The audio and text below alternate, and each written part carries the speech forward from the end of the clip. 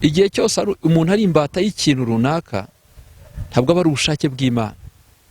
Turaba umudendezo. Kuba imbata y'inzoga, kuba imbata y'ubusambanyi, kuba imbata y'ikinyoma, umuntu arakubeshya akakubeshya naho bidakenewe. Umuntu akakukibaza kandi arabibona ko arimo gukubeshya mwese mubiziranyeho, ariko akakubeshya. Kubera iki? Nawe ntazi impamvu arimo kubeshya, yisangaho kuvuga ukuri arimo kubeshya. Izo rero ni imbaraga, ni amaboko. Abantu birivuga ngo navunnye ukuboko kwa Farawo ntawakomoye, ngo ariko n'ukwa kabiri ndakuvuna. Kubohoka ni urugendo. Kubohoka kuri deliverance ya karande, kubohoka kuri karande ni urugendo, ariko urugendo rusaba kumenya amakuru y'ibikuboshye. Nicyo kintu cyihutisha kubohoka ibi bintu. Noneho hari igihe umugabo n'umugore babura ibyishimo no mu buriri, kamvuge gutyo, ariko umwe akaba yarahishe undi yuko afite iyo asinziriye aryamana n'undi muntu atazi. No kajya yibaza ko umuntu wanjye nta byishimo mbona ntaki. Dumenye ko hari uwundi mu musangiye. Aya ni amabanga ari mu muryango, umuntu nimbivuga aravuga ndako muca inyuma, avuga ko ari biba byanteye bindi byagize gute. Ari irari. Inshuti yanjye hari ibibazo byinshi. No ku basore n'abakobwa mu nkurikiye, abana batavuga ati ngiye mfite ikibazo cy'umugabo w'ejo. Si umwana mutoya yahuriye he n'ibi bintu.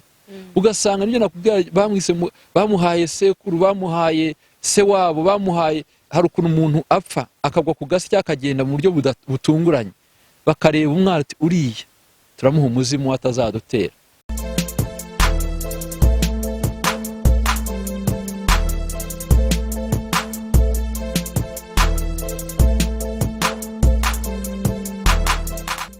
Kongera kubasuhuza mwese bakunze b'ibiganiro by'Inkingi y'Umuryango TV, abari mu Rwanda, bari hirya y'u Rwanda.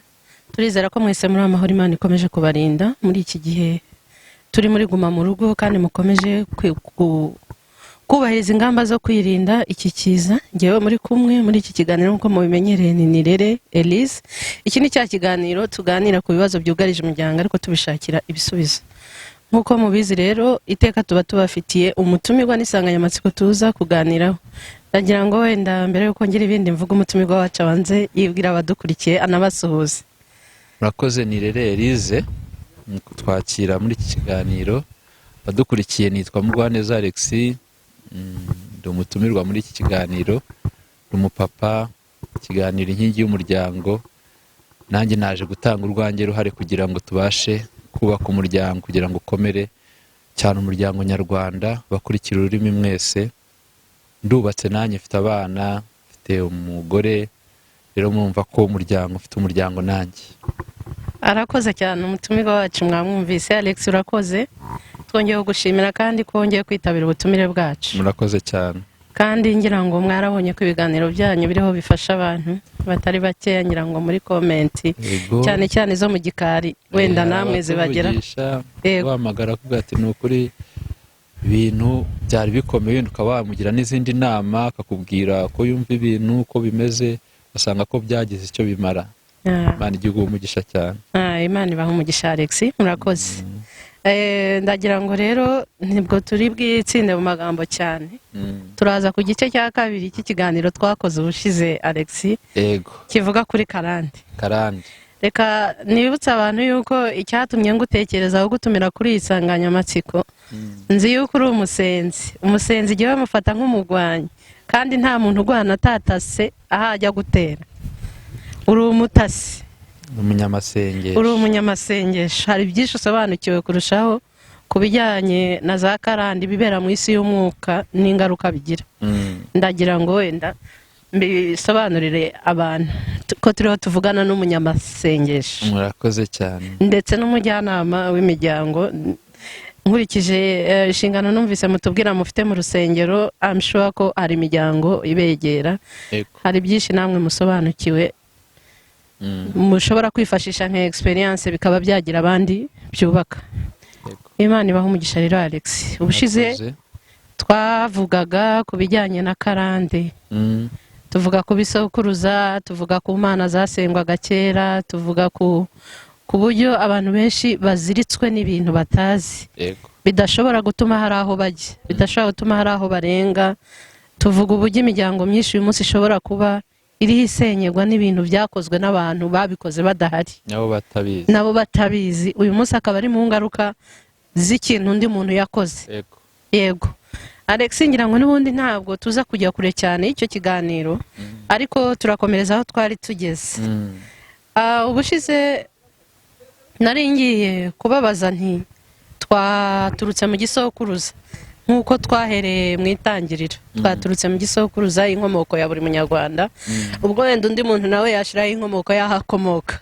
Ushobora kuba utari umunyarwanda, uri umugande, uri umurundi, wenda Alex uyu munsi aratubwira inkomoko y'abanyarwanda kuko ariyo azi. Nawe ushireho inkomoko y'aho ukomoka, imana zaho, ibigirwamana bihaba, ibintu nk'ibyo. Ariko nahoze nibaza Alex, ese tutarasubira muri indipu muri ziriya karande zikomoka mu bisokuruza twari turiho tuvuga, ese ntabwo bijya bibaho ko wenda umuntu ashobora gutunga karande iturutse ku bintu ubwe yaba yarikoreye, yarakoze ku giti cye? Ikibazo cyiza. Ubwo ibyo wakoze twabitandukanya na karande. Bigira ingaruka, warakoze ibibi, wakoze ibibi bigira ingaruka, warakoze ibyiza bigira ingaruka. Ariko karande turi kuvuga ni karande mbi, ingaruka ziterwa n'ibintu bibi byakozwe mu miryango.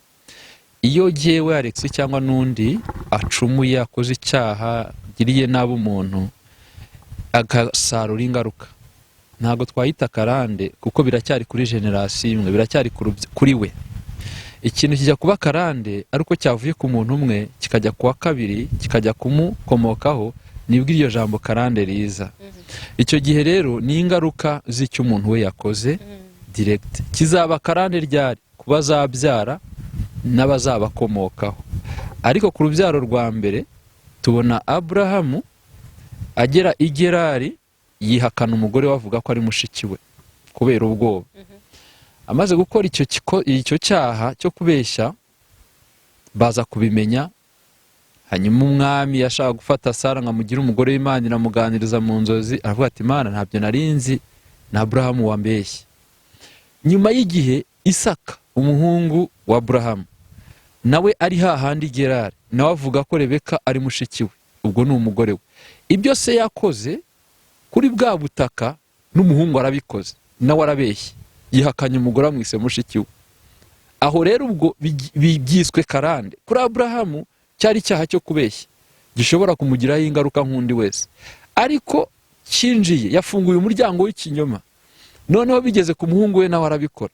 Ku mwuzukuru we rero byaje ari ibindi. Yakobo we ntabwo kwaje ari ukubeshya gusa, ahubwo yari iryo zina, ni umuriganya. Kuvuka kwe bamwise umuriganya. Bivuze ngo icyaha kitihanwe ngo kirandurwe kuri generasiyo yacyo, kigenda kiba uruhererekane. Biba karande kubera uruhererekane. Ariko ku muntu warumbaje, umuntu akoze ikintu runaka, ese ntabwo ashobora kwisanga ari muri karande y'ibyo yikoreye? Oya. Impamvu nari nyibajije, nagira ngo abantu badukurikiye bamenye ko karande yose igira umuntu yeraho. Igira umuntu, ahubwo ushobora kugira inkomoko, ishobora kugira inkomoko yo gutuma bazagukurikira bazaba ngo turi muri karande runaka kubera icyo wakoze. Yego. Ubwo nagira ngo naho umuntu uza kudukurikira batagira ngo wenda yavuye mu kirere cyangwa yavuye mu kirere, unamenye ko nawe aho ugeze hari imiryango ugomba gukinga kugira ngo utazabera ikibazo abazagukomokaho. Ntidushire impamvu kuba duturutseho gusa, natwe aho tugeze hari icyo dushobora guhindura. Yego, aho turemera. Imana ibaha umugisha rero Alex. Twari dukomeje rero nyine mu nsanganya matsiko yacu. Hari ibibazo byinshi wenda umuntu utari ahangaha ashobora kuba yakabaye akubaza, birimo nko kuvuga ati se none ni gute umuntu ashobora guhangana n'icyo kintu? Ni gute izo mbaraga zibohoka? Bigenda bite kugira ngo umuntu amenye ko yabatuwe koko ikibazo kiri mu rugo uyu munsi noneho kidashingiye kuri iyo karande? Ni gute urugo rushobora kugarukamo amahoro kandi rwarugarijwe na karande? Ni izihe mbaraga, ni izihe strategy umuntu yakoresha? Bisaba iki Alex? Bisaba iki? Urakoze kutubaza ikibazo cyiza, gikubiyemo ibintu by'ingenzi cyane tutavuzeho mu cy'ubushize. Ubwo ndararikira abantu gukurikira icy'ubushize kugira ngo bumve byinshi kuri karande, ko twayisobanuyeho birenze uyu munsi ko turi buyisobanure, tuvuga ko karande ari ukwisanga uri mu ngaruka z'iby'ababyeyi cyangwa se abababyaye mu nkomoko yawe bakoze cyangwa bavuze. Ko karande ishobora gukingurirwa umuryango n'amagambo yatuwe n'imivumo n'imitongero, cyangwa se igafungurirwa imiryango n'ibikorwa bifatika byakozwe bitari byiza. Aho niho twavugaga imisengere yagiye itambuka, tuvuga mu mwaka w'1510 kuzamura, ubwo Ryangombe yazaga mu Rwanda azanye idini ye, bazana ibyo kubita kubandwa, nibwo abantu kubandwa bigishwe babitaga bamwe abacwezi. Icyo gihe n'uyu munsi abantu ujya gusenga ukumva umuntu harimo imyuka y'abacwezi, ugasanga ni ya myuka yagiye ikurikirana. Rero hari ukuntu batambaga, bakoraga kubaga bakamena amaraso, bakiyambaza imyuka, y'abakurambere, bakiyambaza abazimu, bagakorana n'abazimu baba bakurambere. Ugasanga ni ibintu byagiye biboha sosiyete, uko imbyaro zigenda zihererekanya. Uyu munsi ntitugikora ibyo ngibyo, kandi bya bindi hari byo byabagombaga, babaga basaba gutamba ibyo bitambo, kujya guterekera, ibikorwa byose bakoraga atari burondora aha byarahagaze. Ntibivuze ko rero ya myuka yapfuye, ntibivuze yuko abazimu hari aho bagiye. Ibyo byose bigenda bikurikirana abantu, ugasanga umuntu abayeho nk'uko mwabivugaga, kabyara abakobwa beza cyane ukabona ntibashaka, n'ushatse bikaba byasabye ko baraguje nawe yabyariye iwabo, ukabona ni igitangaza, cyangwa akijyana. Bibabaje rero, ugasanga habaga hari impamvu nyinshi.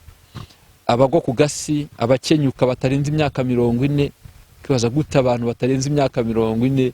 Rero nibyo tugiye kuvuga, wambaje ngo ni gute umuntu yakwibohora, yava muri icyo kibazo akaba ubu noneho ndabohotse. Niba abandi baragiye bapfa bageze imyaka 40, nge nzayirenza.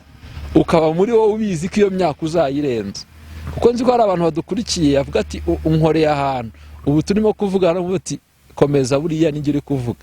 Rero nanyira nkubwire ko ushobora kubohoka kuri karande mbi yo mu muryango, kuba abandi babayeho nabi, kuba abandi batarize ngo bagere kure, kuba abandi batarabyaye neza, si bivuze ko nawe ariko bizagenda. Niyo mpamvu tugiye kwifashisha ijambo ry'Imana.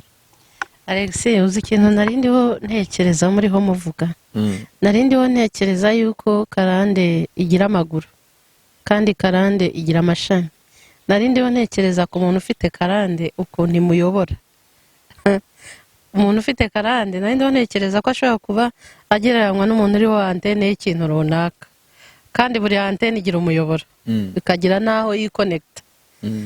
Karande ubwo nkuruye ibintu byinshi, ukuntu umuntu uriho karande yo gusenya n'urugero, izi yaranje ikamuhuza n'umuntu uzatuma asenya. Ukuntu umuntu uriho karande y'ubukene ishobora kuziyaranje ikaguhuza n'umuntu izatuma nta kintu na kimwe mugeraho, ubuzima bukagumaho, bukagumaho. Narindiho ntekereza uburyo umuntu ashobora kugira ayo maso na discernment yo guhishurirwa aho karande iri kwerekeza, ukamenya atari ku kintu. Ndabona kirimo umuyoboro wa karande, ndabona kirimo umuyoboro wa karande, kuko hari umuntu usenyeshwa na karande, maybe karande yamuhuje n'umuntu utariwe, cyangwa niwe ariko wa mwuka waramuherekeje. Mbese ndiho ndareba ukuntu karande igira strategy.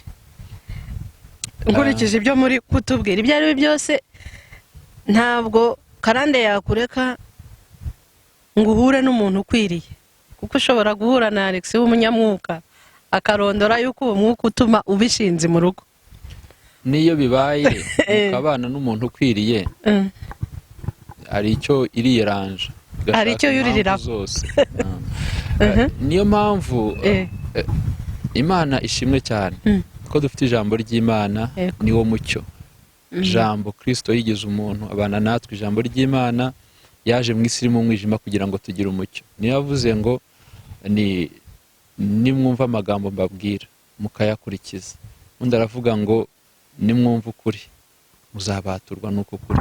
niko turimo kwifashisha. Igihe Yeremiya ushize twabivuzeho arimo kuganya mu gitabo cy'amaganya ya Yeremiya, hari igihe abantu bajya babona igitabo kiraho yaraganyaga. Igice cya mbere cyatangiye aganya, afite agahinda. Icya kabiri aganya. Ushobora kuba nawe urimo kuganya kubera karande. Hari abandi baganye kera, biranandikwa muri Bibiliya. Wenda wowe ubibana mu mutima cyangwa nabo muturanye. Yeremiya yaraganyaga, tubanze tubyumve muri context yabyo. Yarariraga. Ageze ku gice cya 5 umurongo wa 7 yavuze ngo ni nko kuboroga, ba data bakoze ibyaha ntibakiriho, barapfuye, ngo tubabaze n'impamvu wenda babikoze, ngo none twikoreye ibicumuro byabo. Ibaze kubona bise bikoreye udufuka, bikoreye uduki, bagenda iyo ngiyo za Babuloni bakubita ibiboko, ibikomangoma babyisha, umwami bamunogoye amaso, ugira ngo igihugu cyari cyorohewe. Yari maganya.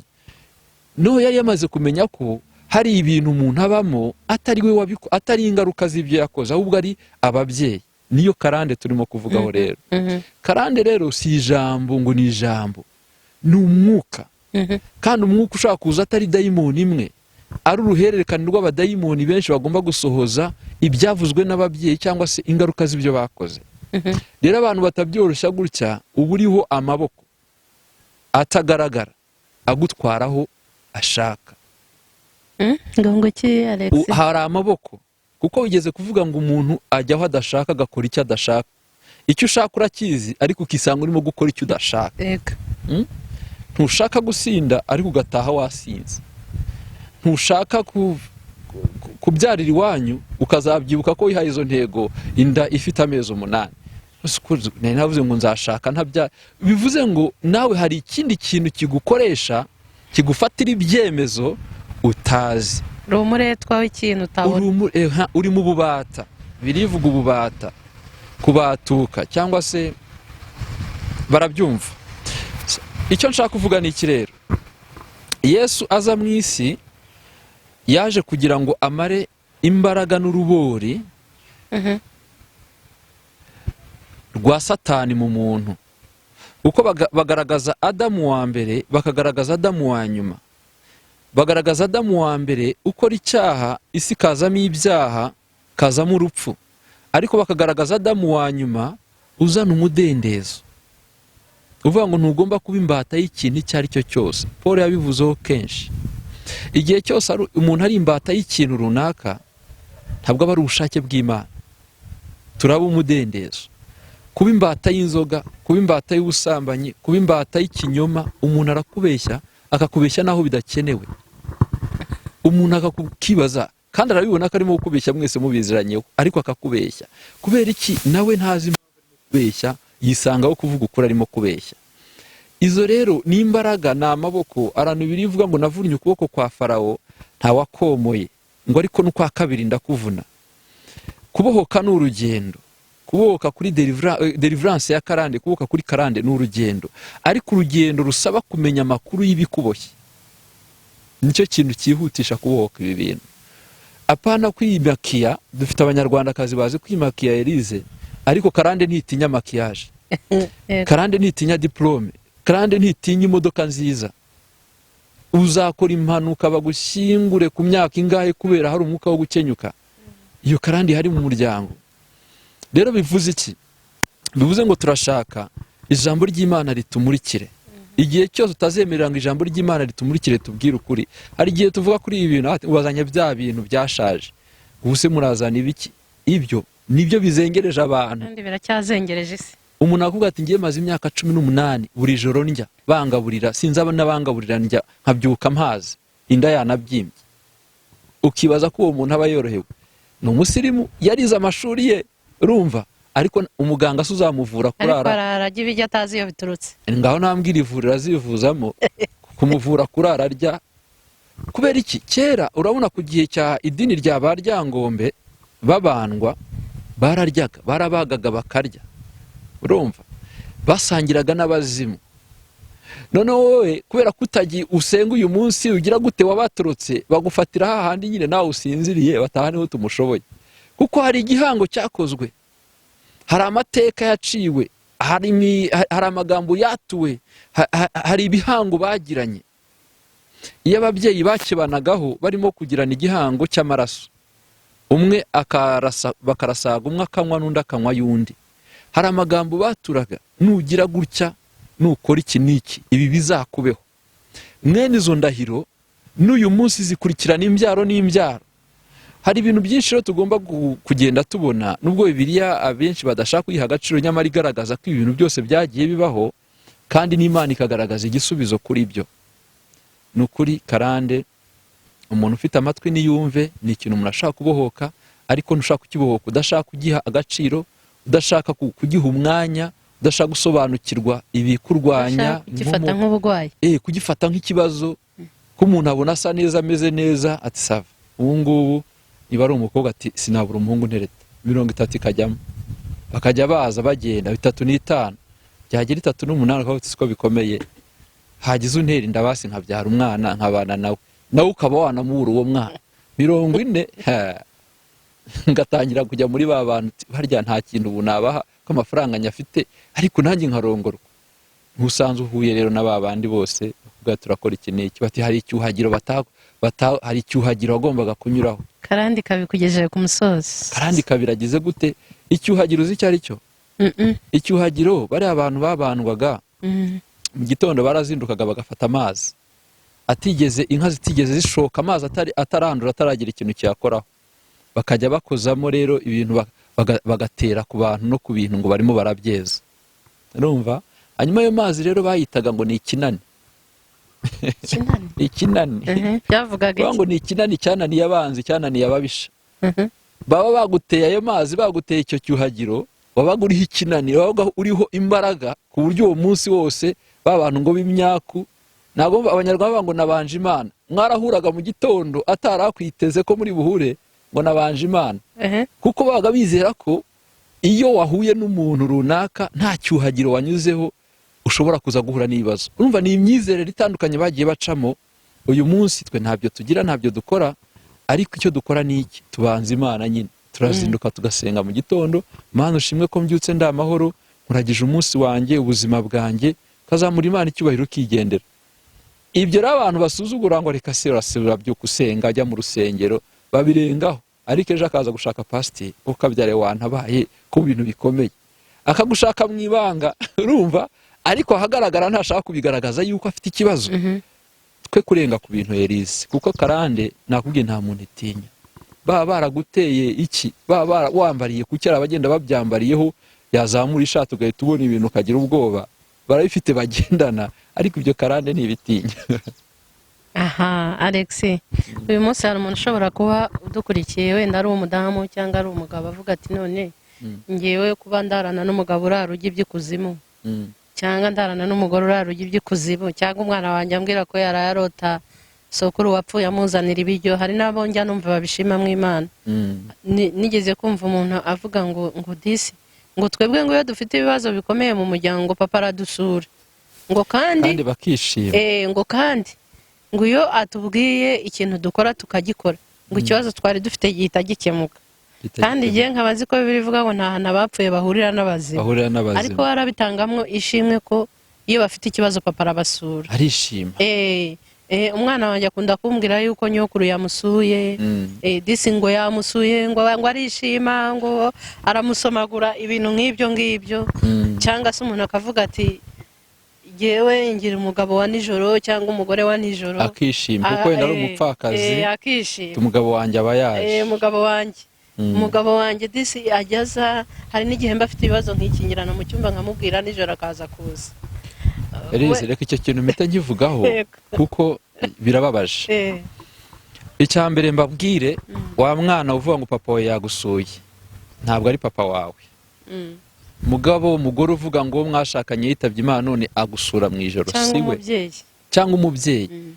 Yarango bana banjye nari mbakumbuye, ngo none se muheruka kurya kanaka, reka mbazanire, akababahaye icyo mugize gute mudaheruka mukaba murariye mu nzozi. Mu nzozi biriya bintu ubona, uriya muntu ubona, ubushize navuze ku bazimu, n'uwo bita umuzimu. Niba ubonye umubyeyi wawe yagusuye mu ijoro, umubyeyi wawe wapfuye yarashyinguwe, umunsi yashyingurwagaho muri rya rimbi, umuzimu we, nasobanuye ko umuzimu ari iki? Ni umudayimoni, ni umumarayika waguye uba ushinzwe kugenda ku muntu. nkuko tuvuga marayika murinzi, haba hari na dayimoni igendana n'umuntu. Ni ubwoko bw'abadayimoni baba mu bantu. Ubona ko tugira imbwa, amatungo aba mu bantu adashobora kuba ayibera mu bantu. N'abadayimoni, hari abadayimoni bashyiriweho kuba mu bantu, hari ababa mu mazi, hari ababa mu misozi, mu marimbi, mu birere, bagira uburyo bakora. Mu isi y'umwuka rero ni byinshi ntitwabivuga byose hano, ariko ngarutse ku bazimu. Iyo wabonye umuntu wapfuye aje mu nzozi, cyane cyane nk'ibyo kuba umubyeyi cyangwa umuvandimwe cyangwa umwana, ko nabwiye ko umuzimu w'umuntu ntabwo ajya mu wundi muryango, ntabwo ajya gutera umuryango umuntu wapfuye atavukamo, aba muri uwo muryango. Niyo mpamvu iyo umuntu yapfaga bakoraga icyo bita kwera, kunywa amasubyo, kogosha abantu, bakazana imiti bakabaha, bagira ngo umuzimu utazabatera, atazabarakarira, atazagira guta hari wa muntu yagiye yaramuba. Ibyo byose ni ibintu bibaho. Uyu munsi rero nubona umuntu agusuye, unkurikire wowe nyumva, mubyeyi akagusura, umugabo akagusura mu nzozi, ngo muraryamanye n'iki? Waryamanye n'umuzimu, waryamanye n'idayimoni, ntabwo ari umugabo wawe. Nubwo wakumva ibyishimo by'umubiri, nubwo wabyuka wishimye uvuga uti, ukumva ufite akanyamuneza, ni ikinyoma. Ikindi Elize nkubwire, ntibirangiriraho. Abafungura uko mugize igikorwa mukorana, yaba kukugaburira, yaba kuryamana, abafunguye umuryango mu buzima bwawe, nta buri kintu akwiba. Ejo ukajya kubona ukuntu umwana ararwaye, ukumva ni ngo akoze accident. Kubera iki? Hari umuryango ufunguye, mufitanye isano. Umuzimu nta muntu afitiye umuryango. Bati ninde wundi utaha ugomba gupfa, ninde tugomba gutwara. Yaje kwiyongeza. Yes, ashaka kwiyongeza. Kuri Satani gupfa kw'abantu, kumena amaraso, ni ibyishimo kuri bo, nta kibazo babifiteho. Niyo mpamvu abantu bagomba kuva mu kudasobanukirwa. Iyo umuntu yapfuye aba yagiye, ntazagusura, ntuzamusura, nta communication mufitanye. Alex, wenda ikibazo narimbajije mukiraho, narimuze ntari umuntu ushobora kuba uri kutwumva akavuga ati se kuba agiye wendarana n'umugore umbwira ko yaraye ajya, cyangwa umugabo umbwira ko yaraye ajya, cyangwa nyina musura, cyangwa sekuru, cyangwa simbizi, cyangwa umugore yari yarashatse mbere, cyangwa umuntu bari baturanye mu kera, ujya uza kumugaburira, cyangwa ujya uza kuryamana nawe, cyangwa ujya uza kumugira inama. Jewe nk'umugabo we cyangwa nk'umugore we cyangwa nk'urubyaro rwanjye, bashobora kugirwaho izihe ngaruka n'uyu muntu turi kumwe ufite icyo kibazo, ko twari turiho tuvuga muri bimwe bisenya imiryango. Ese umuntu ashobora kuvuga ati none se niba se w'abana banjye bigira ibyo biramureba, azagende Alex amusengere cyangwa n'ahandi hose ashaka azajyeyo, ariko ntiwumve yuko biramutse bidakozwe mwembi hari ingaruka bishobora kuba byazana ku muryango. Hari ingaruka nyinshi, reka tunyaruke. Yego, wenda ndase mu miryango. Reka mpere ku muryango urimo umubyeyi uyu mwanya udafite umugabo. Urumva, udafite umugabo, umugabo yarapfuye, usigarana abana. Hari umubyeyi mu mwaka wa 2010 nigeze kuganira nawe, noneho tuganira kubw'ubuntu bw'Imana, Imana inyereka ko afite ikibazo. Yari n'umubyeyi mukuru, yari afite abana biga muri kaminuza, yari umumama. Ndabona ariko mama ugira ikibazo cy'umugabo w'ijoro. Nta makuru menshi nari muzi ko n'ubwami nangeze muri urwo rugo. Kubw'ubuntu bw'Imana numva muri ngiye ku icyo kibazo agifite. Arambwira toya ati none se hari ikibazo? Ati ni umugabo wanjye uza wenyine, nta bandi bazi. Urumva? yego. Kuri we si ikibazo, ahubwo azi ko umugabo we nubwo nyine ashyinguye, ariko ajyaza mu ijoro bakabonana bakishimana. Ndavuga mama sibyo. Mbona atangiye kugira ubwoba. Musobanurira uko ibintu bigenda, ibiba byose, uburyo Satani aza akamwiba. Yari afitanye ibibazo n'umuryango yashatsemo, bagahorana ibibazo, bakamwanga, kandi imbere barakundanaga, bamukunda nk'umukazana n'iki. Ariko umugabo apfuye yahoraga ku nkeke, baramwanze, ibintu byinshi cyane. Noneho ndebye ku rutoki nsanga aracyambaye alliance ya wa mugabo yamwambitse. Ndase ku cyambaye iyo mpeta, kunese mwana wanjye nayishyira hehe? Ndabase mujya gusezerana n'umugabo, mwasezeranye gute mu kiliziya, ambwira ati twarasezeranye, mwasezeranye isezerano rigeza ryari? Kugeza ku gupfa. None se umugabo wawe arahari? Yarapfuye. None se isezerano rifata uyu mwanya uri mu isezerano nande ko umugabo yapfuye? Aho niho haje ikibazo rero. So bivuze ngo umugabo yarapfuye ariko asigarana n'umuzimu wagendaga ku mugabo, ari mariye n'umuzimu. Tugakuramo iyo mpeta yikuramo. Nyuma yaho umuzimu ntiyongeye kugaruka muri rya joro, kuko yari afite point de contact, yahishuriwe ukuri, twabiganiriyeho, amenya ukuri uko ariko, turasenga, niyo mpeta yikuramo, umugabo w'ijoro birarangira, agira amahoro n'umutekano, ubuzima burakomeza. Nari ntanze urugero ku mupfakazi, wenda ni ibibazo biri ku bantu batandukanye. Noneho hari igihe umugabo n'umugore babura ibyishimo no mu buriri, kamvuge gutyo, ariko umwe akaba yarahishe undi yuko afite iyo asinziriye aryamana n'undi muntu atazi. No kajya yibaza ko umuntu wanjye nta byishimo mbona ntaki, dumenye ko hari uwundi mu musangiye. Aya ni amabanga ari mu muryango, umuntu nimbivuga aravuga ko muca inyuma, avuga ko ari ibiba byanteye bindi byagize gute, ari irari. Inshuti yanjye hari ibibazo byinshi, no ku basore n'abakobwa mu nkurikiye, abana bato bati ngiye mfite ikibazo cy'umugabo w'ijoro. Si umwana mutoya yahuriye he n'ibi bintu? Ugasanga nibyo nakubwira, bamwise bamuhaye sekuru, bamuhaye se wabo, bamuhaye, hari ukuntu umuntu apfa akagwa ku gasi cyangwa akagenda mu buryo butunguranye, bakareba umwana ati uriya turamuha umuzimu atazadutera. Uko iyo umuntu yagendaga nabi akagendana agahinda, bati byanga bikuntu umuzimu azadutera, azagaruka arakaye. Ibyo byose birahari rero mu miryango, ugasanga umuntu arazira ibintu atazi. Nyirango byinshi tuvuga abantu bagenda bakuramo utuntu tumwe na tumwe, ariko ndashaka kwigarukira ku cyo Yesu yakoze. Igitabo cy'Abaheburayo, umwanditsi w'Abaheburayo igice cya 9 umurongo wa 16 n'uwa 17, yaravuze ngo iyi sezerano ryo kuraga ribonetse. Dufite basokuruza bagiye baturaga iyo mivumo n'imitongero n'ibintu bitari byiza, ariko tugiye kubona undi muntu watanze umurage, niwe Kristo ngiye kuvuga. Iyi sezerano ryo kuraga ribonetse, hakwiriye kuboneka ibihamya ko warisezeranyije yapfuye. 17. Isezerano ryo kuraga risozwa n'urupfu rwa nyiraryo rwonyine, kuko ritagira icyo rimara rwose warisezeranyije akiriho. Icyo nshatse kuvuga ni iki? Abantu benshi bari mu bubata kuko hari amakuru batarakira, hari amakuru batarafata. Yesu avuga ngo byose birarangiye, ntacyo yarashigaje kizaza nyuma, kizakorwa n'undi muntu, kuko igitambo cye bahebura ngo cyari gikwiye ari kimwe cy'iteka ryose. Yesu yadusezeranyije amahoro, Yesu adusezeranya deliverance, kubohoka, y'abakarande, y'abimivumo, ibyo byose abantu batagira ngo ni ibintu uzabana nabyo iteka ryose. Ahubwo twizera igikorwa yakoze ku musaraba, ko Bibiliya yavuze ngo isezerano ry'umurage risohozwa n'urupfu rwa nyiraryo. Yesu yarapfuye kugira ngo iri sezerano risohore. Hari abakibwira yuko hari ikindi kintu kidasanzwe cyaba, nta cyuhagiro tuzakoresha ngo turakuhagira tugukunyure. Hari imihango myinshi ipfuye abantu bakoresha ngo wenda ngo barakuvanaho amadayimoni, aho baryamana ngo barakuvanaho imyaku, ibintu bipfuye. Yesu yarapfuye kugira ngo twakire umudendezo wacu. Umuntu iyo yizeye Yesu bireba ngo ahindutse icyaremwe gishya. Ariko gute? Hari amakuru ugomba kumenya. Yavuze ngo nimumenye ukuri kuzaba batura.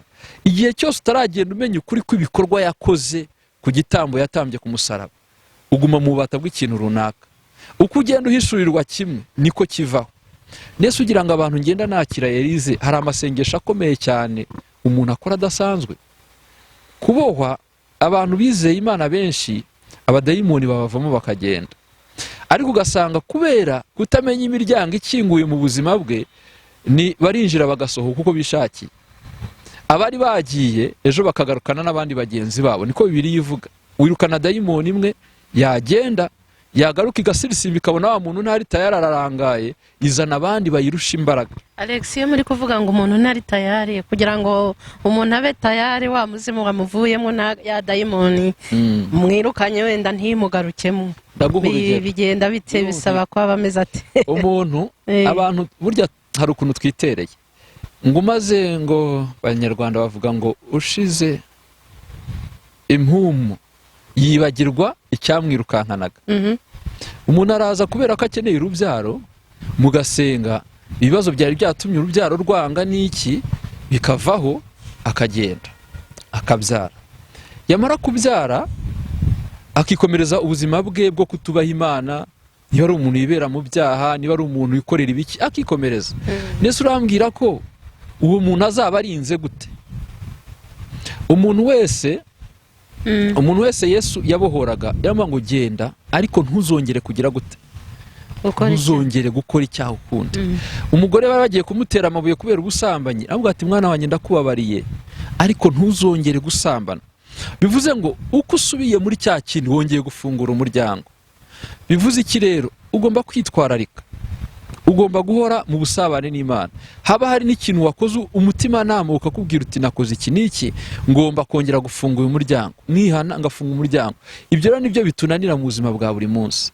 Ugasanga ese ko mwasengeye bikagenda ko byagarutse, wakagira ngo ntibyari byagiye. N'urugero, so ni ikintu tugomba gushozaho. Ese ntabo mujye musengera bo bikanga?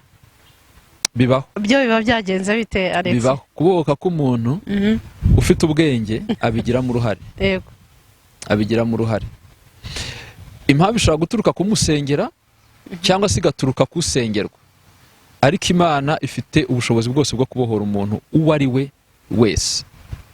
Bibiliya iravuga ngo abantu bose ntabwo bakiri ibitangaza, biterwa no harimo efagiteri ya mbere, kwizera k'umuntu. Hari abahumukaga amaso ati ngenda ndashaka guhumuka, ukabona ari determine n'iki kinashaka. Twavuze ku mugore wavaga imyaka 12 yarenze ku mategeko yose, arapfumura ajya gukora kuri Yesu. Bivuze ngo kuri we yari yiteguye kwakira. Hari igihe usanga umuntu rero batireka nibimbi gerageze wenda ndebe, uko yamenyereye kwirukanka hirya no hino, ugasanga nafite kwizera gufite ireme byamuhesha igitangaza ashaka. Hakaba igihe nanone umusengera ameze nk'ababana ba Nisikewa, bavuga ngo turabirukana mu izina rya Paul wa wundi twumva avuga Yesu. Ugasanga nabo ntabwo ibyo bakora ntabwo ari ibyabo, ntibabyumva. Bivuze ngo kugira ngo umuntu abohoke hari ibintu byinshi biba bisabwamo aha. Iyo kimwe kirimo kuburamo hari ikitagenda neza. Murakoze cyane Alex, ngira ngo turiho tugenda tugana ku musozo, ariko reka nkwibarize, uyu munsi hari umugabo ufite umugore ufite ikibazo muri bimwe twavuze, cyangwa hari umugore ufite ikibazo muri bimwe twavuze, ariko aba bantu barabana. Ese uwo mugore wamuta, uyu mugabo wamuta, wagwana gute kugira ngo urwo rugo ubwo umenye ko wenda ikibazo cyari kirimo gifitanye isano na ni gute washobora kurokora uwo muryango? Urakoze cyane. Ndatanga urugero rwa Adamu na Eva. Bakoze icyaha bagiye kwihisha, bamenye ko bambaye ubusa bajya kwihisha Imana, bava mu busabane, bava mu mwanya wabo. Ikintu cya mbere, iyo urugo rubayeho umugabo n'umugore, tugomba kumva ko ni urwego Imana yashyizeho kugira ngo rubyare rwororoke, imiryango, sosiyete yaguke, n'umushinga w'Imana. Nuvuga ngo urugo ntirugomba gusigana n'igicaniro, ntirugomba gusigana n'ubusabane n'Imana. Igihe cyose Adamu na Eva bari bivanye mu busabane, hari ikibazo gikomeye. Ariko umugabo n'umugore nibabasha ubwabo n'abana kuza mu busabane n'Imana, bakagira ibihe byo gusenga, bakubaha Imana, bakagiragaho ibintu byabo bakabizanamo Imana, nta kabuza nubwo umugore yafite ikibazo cya karande, umugabo afite ikibazo cya karande, buri umwe Imana izajya imuha ubushobozi no kumuhishurira icyo akwiye gukora kugira ngo bitware muri icyo kibazo kugeza kibonewe igisubizo. Ntugomba kumusiga kuko yabuze urubyaro, mwasezeranye kubana mu byiza n'ibibi. Imana yari ibizi ko ibyo byose muri sosiyete zacu bizaba bihari. Dusabwa kubana muri byose, tukabana karamata. Ariko iyo dufitanye usabane n'Imana, tubana n'Imana, Imana iba mu rugo, iba mu rugo, nta kabuza igisubizo kiraboneka kandi bakagumana. Tujya twumva ngo basengeye abantu cyangwa abahanuzi bateye, cyangwa ukumva umwe abwiye umwe ati ngewe Imana yamishuriye yuko iwabo w'umugabo wawe bakoraga ibintu ibi kuva mukiri kumwe aba bana bawe ntibazamera gutya, cyangwa iki kibazo ntikizagenda gike. Alex, wowe ubivugaho iki? Si ibyo bintu wowe niko ubyemera? Niko abantu bakwiye guhandoringa ikibazo igihe mu rugo habaye icyo kibazo cy'imyuka mibi cyangwa cy'izo karande? Bariya abantu baba bashukana, bashuka abo bantu, kandi no kubwira ngo si uwawe nimutandukane, akaguhanurira uwundi ngo ahubwo uwawe n'uriya, cyari kadusenga Imana izatwereka uwa nyawe. Icyo ni ikinyoma. Iyo umuntu yabanye n'umuntu baba babanye. Hari n'igihe abantu bavuga ngo pasiteri wadusezeranyije ibintu, bagashaka kubigereka ku bandi. Pasiteri ntabwo ari usezeranya abantu. Pasiteri yakira indahiro, ehe, nimwe musezerana, nimwe babiri mwakundanye mugasezerana, pasiteri abasabira umugisha hejuru y'indahiro yanyu, hejuru y'ibyo mwumvikanye. Iyo ibyo bibananiye, pasiteri arahurira he nabyo? Hari abantu bishyira mu mwikomo ngo urumva ngo wenda ari wigeze kuvuga ngo ibiganza bandambitseho ngo ntabwo byari byejejwe, cyangwa se kuki pasiteri atabyeretswe, ngo kuki atabimenye ngo ntabwo ari pasiteri wabahuje. Kuko niyo pasiteri agize abyivanzemo, mumutera umugongo ko muba mwarakundanye, cyangwa mukamutera amabuye, ko hari abagira izo nama bakabyanga. Ntabwo nshatse kwinjira muri iyo kote cyane. Icyo nshatse kuvuga ni iki: mwabanye, muba mwabanye, musangire ibyiza, musangire ibibi, musangire uburwayi, musenge, mushaka Imana. Nibibananira mukananirwa gushaka Imana, mushyize hamwe biranga. urakoze cyane Alex, turabuganye ku musozo. Reka se nk'ugushimira cyane, ushoreje ku kintu cyiza ati abantu babanye baba babanye. Ushize hari ikiganiro twakoraga na mugenzi wanjye mbabwira nti iyi nzu ukwiye kuyubaka udateganya ko izasenyuka, ukwiye gutekereza kabiri kuri iki kintu cy'agaciro ugiye kubaka. Rero iri sezerano abantu babiri bagirana, n'urubyiruko wenda rubyumvireho uyu munsi, bajye batekereza ku isezerano bagiye gukora kuko bibuke ko aribo barikorana, nta wundi muntu bazabishyiraho. Ni nk'ibyo ngibyo navugaga nti pasiteri ni ikindi, masenge ni ikindi, ariko aba bantu babiri bagiye guhurira kuri uyu mushinga, 80% yo gutsinda kwabo biri mu ntoki zabo, ntabwo biri mu ntoki z'ababagiriye inama. Rero ndagira ngo ngushimire cyane cyane cyane cyane, ngira ngo mbabaze ko wakumva atsinzwe wenda akazakenera ko mumwakira, mwabaho uburenganzira yuko twazababagezaho, ngira ngo birashoboka hari nta kibazo rwose. Imana rero ibaha umugisha, ngira ngo uzumva abakeneye hari icyamutsinze muri ibi mwavuze, kuko dutanga inama kugira ngo abantu babagane bashobore guhabwa inama zikwiriye zongera guhembura umuryango muri rusange. Twari turiho tuvuga kuri karande nka kimwe mu bisenye imiryango muri iki gihe, ariko nanjye kanongeraho ngo mbabwire ngo gukira bijyana n'ubushake bwawe no guhinduka k'umuryango wa biri mu ntoki zawe. Kandi Yesu simbona impamvu abantu bamugira umutwaro. Yesu ntiyaze kutubera umutwaro, ahubwo yaratubwiye ngo twebwe tumusanga abarushe n'abaremere. Abantu benshi bahunga Yesu kuko bamufashe nk'umunyamutwaro. Ntabwo Yesu ari umutwaro ku bantu.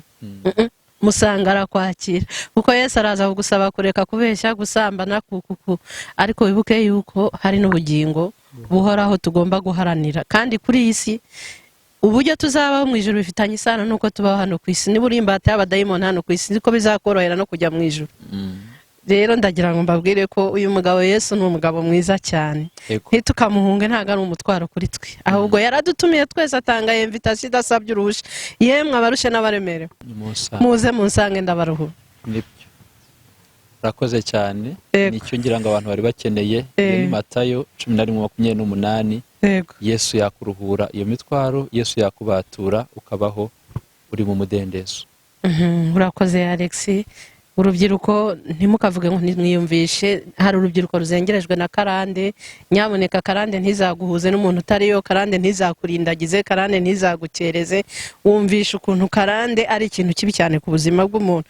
Niba hari aho watsinzwe, nawe urubyiruko wicare witekerezeho, nibiba ngombwa uzatera intambwe ubuhogwe utarashamikiraho abandi bantu, ushaka Imana, uzajye kubaka urugo ruri muri generasiyo yejejwe.